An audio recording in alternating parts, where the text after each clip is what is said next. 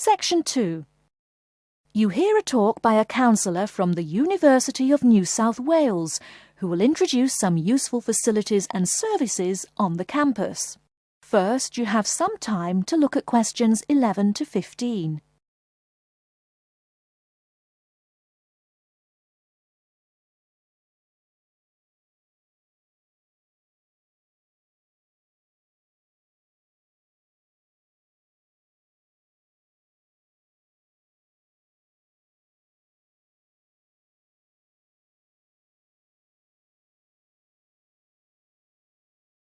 Now, listen carefully and answer questions 11 to 15.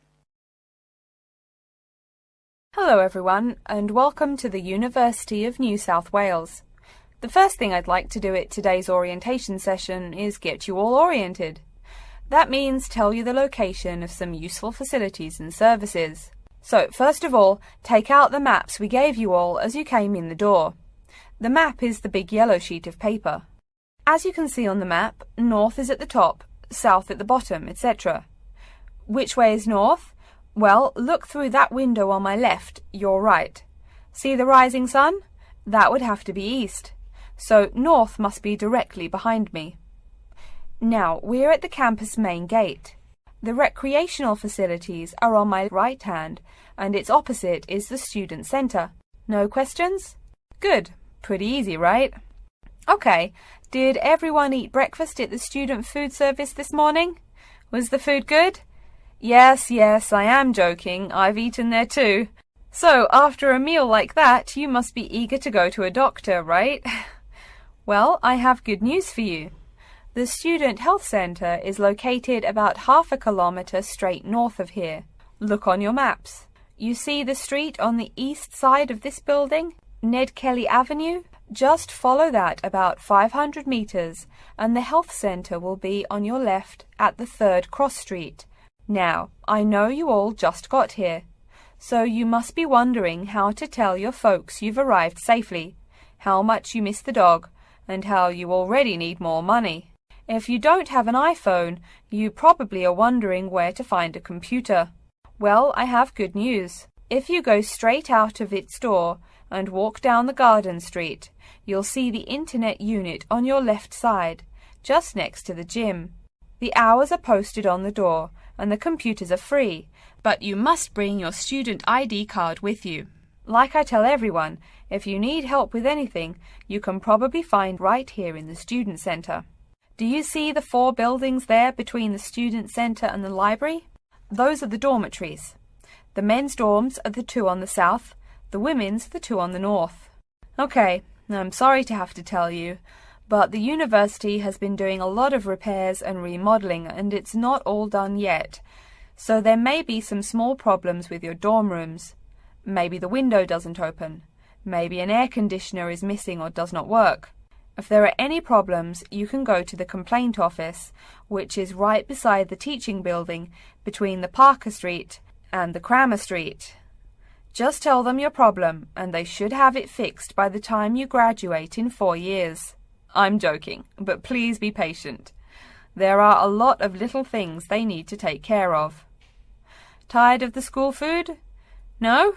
Give it a week. Or maybe you just need a place to get coffee in the wee hours of the night during one of those marathon study sessions. Either way, you definitely have to check out the little cafe just past the women's dormitories. They've got free Wi-Fi, so a lot of students saddle up with coffee and a bagel for hours on end to get work done. Before you hear the rest of the talk, you have some time to look at questions 16 to 20.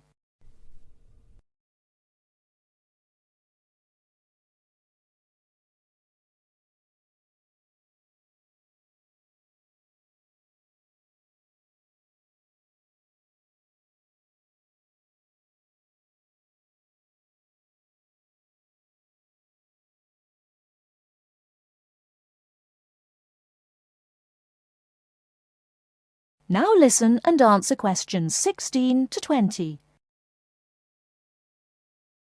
As for the dorm rooms, I have some bad news and some good news. The bad news is the rooms are small and you'll probably be sharing space with at least 3 other students. The good news is that each room has its own bathroom. What's good about sharing a bathroom with 3 strangers? Good question. Okay, call it bad news and worse news. Hey, maybe try this for good news. Each dorm has a kitchen. If you want to make snacks or meals, you can do it there. You can buy food containers at any campus convenience store, so you can store your food in the kitchen. But a word of warning, you should definitely write your name on your food containers. Sad to say, there are food thieves among your fellow students. Speaking of thieves, a word about security. I mean, this is Australia, and we do get drunken bush rangers wandering onto campus. Each of you will be given a key for your dorm room. Don't lose it. You have to pay for any replacement and fill out a bunch of papers too. Red tape, huh? Your key does not work for the front door of your dorm, however. To the right of each door, there's a keypad with numbers. When you move in, they will tell you the code you use to enter the door. Please do not tell the code to people who do not live in the dorm. Let's see. Have I forgotten anything? Oh yes, most of you are not rich, correct? So when your clothes get dirty, you can't just throw them away and buy new ones. That means you have to learn to do laundry. Or, men, that means you have to hurry up and get married. If you decide to wash those clothes and not get married, there are laundries in each dorm. Where? Oh, I almost forgot to tell you. The laundry for each dorm is in the basement. Some real good news this time if you're a student, it is free. You do have to buy your own soap, however. The laundry closes, by the by, at 11:30. And now that I've mentioned 11:30, please remember, the dorm doors are locked at 11:30 p.m. Your code will not work. If you want to get in, you'll have to call the night watchman. Don't worry, you can get that number at the dorm office. Yes, the dorm office and the complaint office are the same office.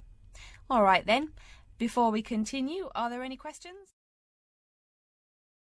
That is the end of section 2. You now have half a minute to check your answers.